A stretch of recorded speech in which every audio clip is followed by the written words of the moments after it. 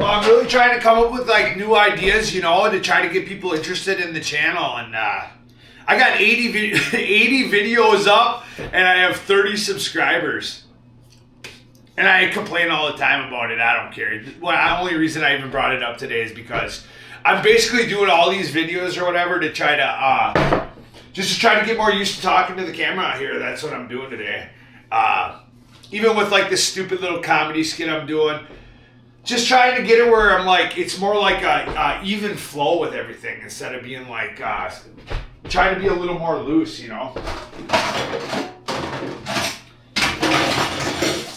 I figure it's going to take 1,000 videos before I have some sort of fluid motion and where I'm not even thinking about the camera anymore, because that's what it's going to take. I can already tell you, I'm already starting to realize that.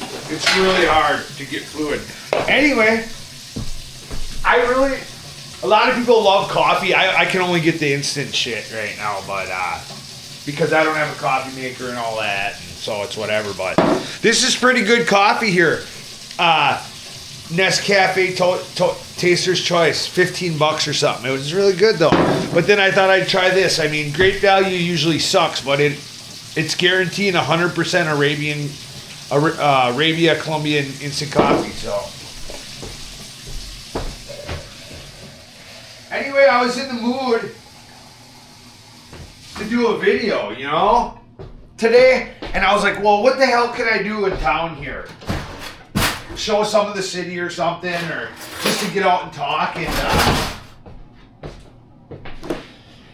man, I was like, well, I'm gonna go drive by we got this huge sledding hill in Barrett's Creek called Triangle Hill. Anyway, man, these crystals are huge, man. They're huge. Well, anyway, I'm gonna show you how I make a cup of instant coffee. Decide how much you want in there. And don't get... That's exactly what I wasn't supposed to do. I wasn't supposed to do that. Wow, these are some really big freeze-dried coffee chunks. Get the amount you want in there.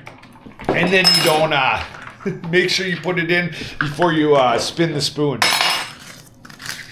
Right? Because otherwise, then if you double dip, you're just going to get it all mixed up and coagulated. So then I add the milk. Once I mix the coffee in, I add the milk to my desired color, you know, like, then I heat it up.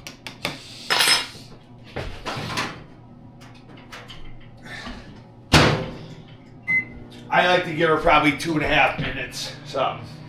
I like it hot, but I want it. Anyway, I just was thinking today, what the heck can I do to make a YouTube channel? You know, at the end of the day, what I've noticed, yeah, you need a lot of good content, but you have to be an interesting person, you know what I mean? You have to have something about you's got to be more interesting than the next guy, or you're selling yourself, you know? It's like cars. I was a car salesman and motorcycle salesman in Vegas, and it was always about selling yourself. It wasn't even about the car or the dealership, or if you're selling Hondas, Toyotas, or if you're selling Ford or Chevy. Man, I'll tell you, there's a lot of truth to that. At first, I didn't believe it, but I got used to making sales. It's a tough job. It's tougher than YouTube. You have to go up to somebody you don't know and try to put them in a car that you know is way too expensive, and you know how much you're jacking up the price for the dealership. And listen, as a salesman, I never really made that much money at all. I mean, I was barely surviving in Vegas, and I was selling tons of cars, you know. Tons of motorcycles, actually. I ended up just being more or less a motorcycle salesman because I was just really good at it. It seemed that I could sell so many of them. I just got along with people that bought motorcycles. I don't know how it ended up, how I end up in these conversations, but yeah, it's really difficult. But you're selling yourself to the client, you know. Once they like you and they trust you, they'll buy something from you. It's really crazy. How it works. It's just hard to put into words for somebody to understand what it's like to be a salesman. People come in, they're really standoffish. They really have a bad attitude towards you, and you really gotta try to, man, there's all types of tricks, but you really got to try to be personable with them. And I really did like the people, so it wasn't hard for me to be personable with them, but I did feel bad sometimes, you know, selling vehicles to people that I knew probably couldn't afford it. I tried telling some of them. That never worked either, you know. Tried telling some of them, hey, this vehicle's out of your price range, and this was a long time ago, back, you know, just after the financial crisis, probably years after that, but still, it wasn't a good economy or nothing, and people were taking out huge loans through me.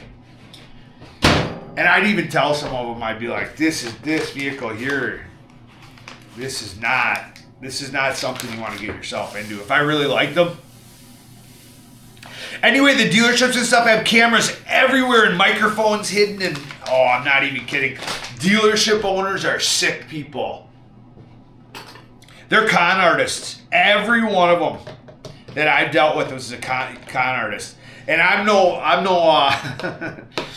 you know, I'm not afraid. I'm not above skating the line of the law to get things done, to make a paycheck, to pay my goddamn bills. You know what I mean? But these dealers are con artists. I've seen them doing so many different illegal things and looked away. But I'll tell you, I look back and sometimes I check in on some of the places I worked in Vegas that were making all this money and they're out of business, you know, now. And I think they cleaned up the show, you know. I see things going on there that I don't even know if I should talk about, you know. I've seen the owners of some of these dealerships go out and get out multiple loans. I don't even know what the law per se was there, but multiple loans they were giving people on the same, like if they were to buy a car or something, they're splitting the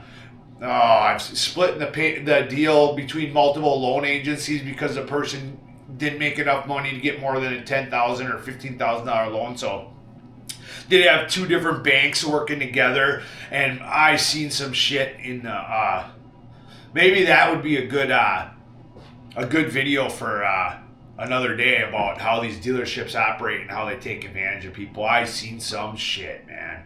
Mechanics that don't give a shit on drugs, and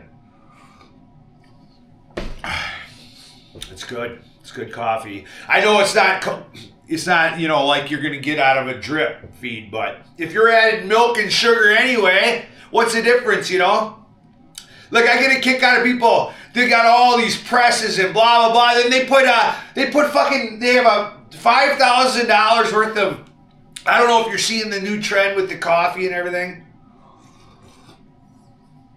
They got $5,000 worth of presses and specialized cotton claws to strain the coffee. They do all of this to get it into just the most expensive coffee from Africa where the monkeys poop in it, all this stuff. And then they put sugar on it, caramel and cream. Well, what the hell's the difference in coffee you use? You might as well use $5 freeze-dried instant coffee, you know what I mean? What's the difference? You're going to put caramel and sugar in it, you know?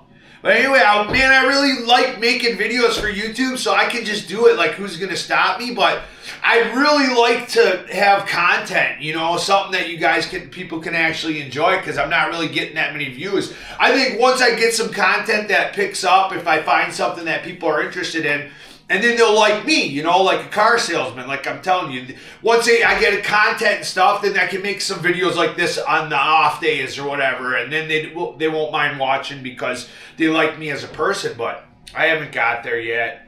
It's tough, you know, especially because it's just tough to get over that hump, because I've already told you, I'm not the type of person that, for God's sakes, I ran away from this town 100 times and hoping not to come back and to start a life, and I've gone through all types of crazy, and I ended up back here. So, like I said, I'm not the type of person that wants to have Facebook and be sending all these crazy videos out there for people that went to high school with me or whatever, thousands of kids, or, you know what I mean? That's not my goal here, you know? I'm not doing this at all at any means cost, you know? But I guess I had no idea what I was going to say here, but I guess what it comes down to is I was just going to make a quick video because I wanted to. And I made some coffee and I showed you. And between them, I don't know which one I'd pick. This ain't bad. This really isn't bad, this medium dark. Pay the money for this. Don't go get a cheap, you say, what's the difference? Now, there is a really big difference between this Colombian, 100% Arabian Colombian coffee and getting just the cheapest instant coffee. Pay double and get this. Trust me, the other stuff is horrible. But if you're going to add milk and sugar, this stuff's good enough. You don't need to worry about spending money on all types of stuff.